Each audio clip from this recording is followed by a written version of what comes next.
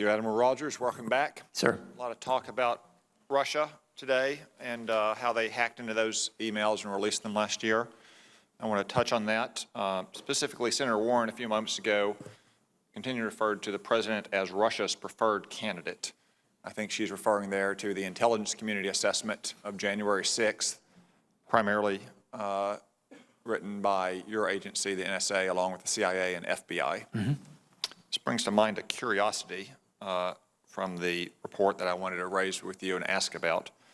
In the key judgments, the report says, we also assess Putin and the Russian government aspired to help President-elect Trump's election chances when possible by discrediting Secretary Clinton and publicly contrasting her unfavorably to him.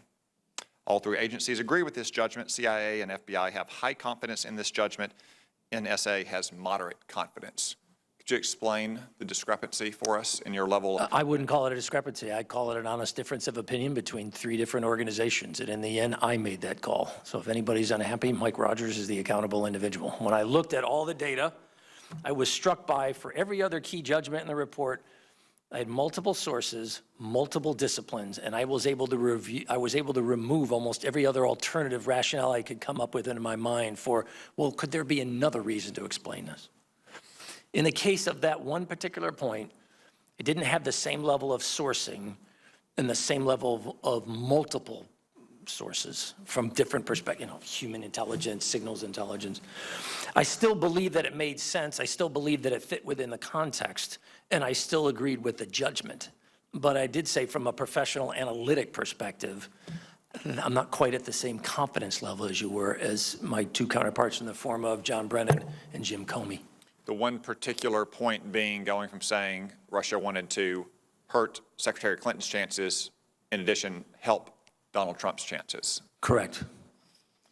Those are hard to disentangle, right? Since in our election system, we have a first past the post, as long as you don't have a credible in this case, third-party there was candidate. some pretty specific intelligence that seemed to differentiate, that there was specific thoughts on the part of the Russians on each of the aspects of that statement, if you will.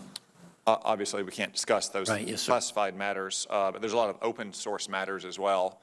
President Trump, for instance, was the candidate who wanted to build up our defenses, expand our missile defenses, accelerate nuclear modernization, pump more North American oil and gas. None of those things seem to be very favorable to the Kremlin. Did your agency take those things into account? Yes, sir. And also, if you look back over the last 8 years, just a quick rundown of what I could recall, I'm sure I'm missing some. The Obama administration in 2009 reset relations with Russia 6 months after it invaded Georgia. 2010 signed New START, which I would say was a better treaty from Russia than us.